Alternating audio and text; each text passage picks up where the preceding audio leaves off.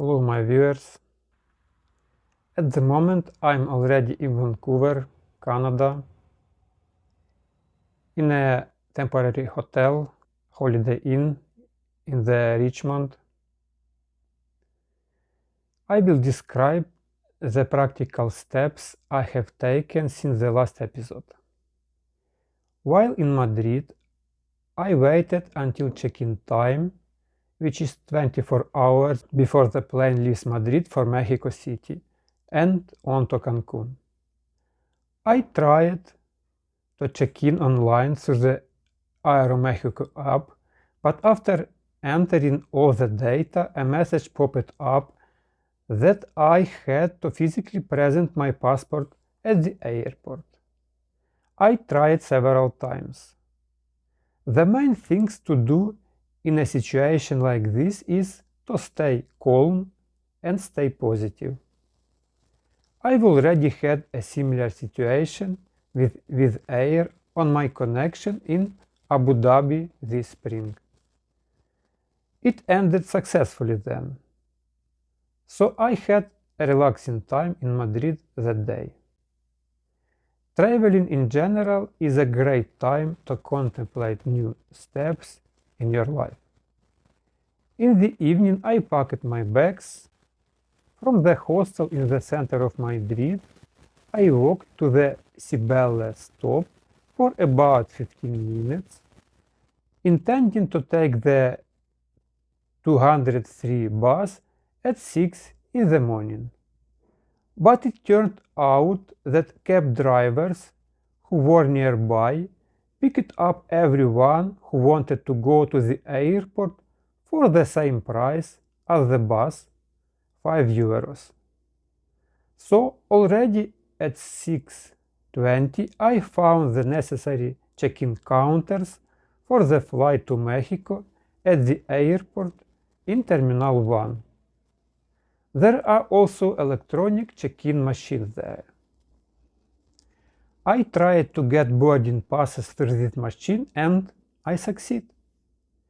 Information about gates can be found on the few timetables. During the boarding checks, the staff as always reacted quite actively to my Ukrainian passport.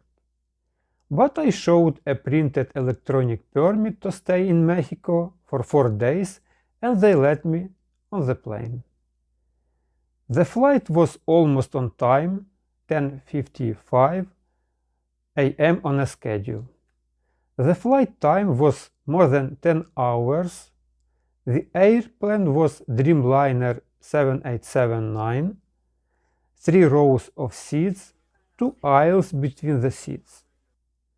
About an hour after takeoff, the airplane staff served lunch. I had a portion of chicken pieces and rice, a small bun, a salad.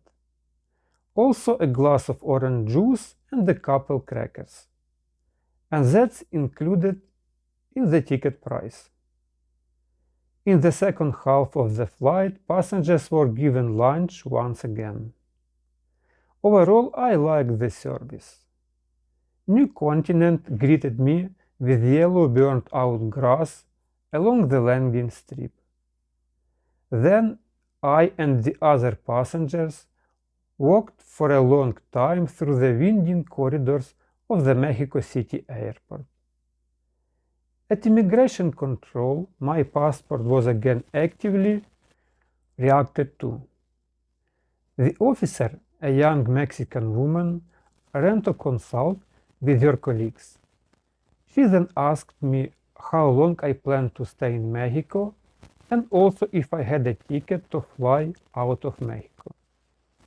I showed my reservation number for flight to Vancouver. I was stamped in my passport with the date of my last authorized day of stay and was allowed to proceed. I would like to note that I was not asked for an accommodation reservation, as they write on the internet. But perhaps this is due to the small number of days of my stay in Mexico. And by booking a place to stay, for example, you can find a hostel with payment on the spot without the payment. And if your plans change, you can theoretically just not pay. After the immigration officer, I immediately moved to the departure lounge for domestic flights. To do this, I had to go up one floor. There I went through the security area again with my belongings checked. Here in the departure area, there is also a timetable where you can track the gate number where you will board the flight.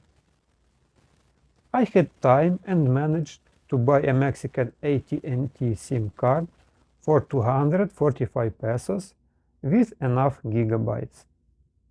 Also, I was planning to stay in Mexico for only a couple of days. I decided to be safe and connected. The flight from Mexico City to Cancun took about 2 hours. I withdrew 500 pesos from a Bancopel ATM. It had the lowest fee. I should note that it is advisable to check all the ATMs that are nearby. The fees can vary significantly.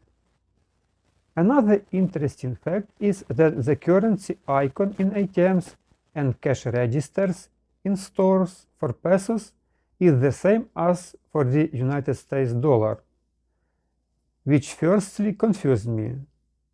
The withdrawal fee was 35 pesos. Then, right there, not far from ATMs, I bought a ticket for the ADO bus to the center of Cancun at 11:10 p.m. and I successfully reached the ADO Central Station. The bus was in decent condition. From the bus station to my hostel was a 1 kilometer distance. After reading about the crime situation in Mexico, I decided to take a taxi. There are plenty of them at the bus station there. The trip cost me 150 pesos in cash. A night at the hostel cost 245 pesos. The hostel was quiet, it has a shower, toilet, and is clean. The room even had air conditioning. The hostel guests are about half foreign tourists and half Mexicans. Everyone is calm. I had 2-3 days before I left for Canada. On the first day, I decided to visit the Mayan Museum. It is located in the hotel area. I got there by city bus R1 from the ADO station for 12 pesos. This museum has a good exhibition of Mayan history, and you can also take a picture in front of a small Mayan pyramid. The next day I visited the beach Playa Gaviota Azul, and I did not regret it. The water is clear, the weather is sunny, there are many vacationers, music, it was nice. Then I bought a ticket from the center of Cancun back to the airport the day before departure. Interestingly, after payment, the cashier told me to take a picture of your computer screen with the ticket code. This was a kind of e-ticket. Next day, early in the morning, I walked to the bus station. Thanks God, without incident. And one more thing. For Flair Airlines, I couldn't find the exact information on the internet about the terminal from which the departure takes place. It was also not on my boarding pass. So I arrived at Terminal 3 at random, and already there I saw that the departure would be from Terminal number 4. It was good that I had some time, and the distance was only a 10-minute walk. It was also good that I had the Maps.me app downloaded. Plus, I asked the airport staff if the program was showing me the right way. So I got to Terminal 4. It took me about 10 minutes to get through security. In the departure area at the Cancun Airport, you can have a snack and charge your phone. And don't forget the adapter for Mexican outlets. An hour before departure, the timetable showed information about the gate number for departure. There were 2 lines for boarding. One was for simplifying document checks. The second, in which I stood, was for passport checks. But everything went smoothly. And I successfully boarded the plane to Canada, finally. This is the end of my interim episodes on getting to Canada. The next ones will be dedicated to events in Canada itself. I hope that the information I have provided will be useful to someone. Until the next time.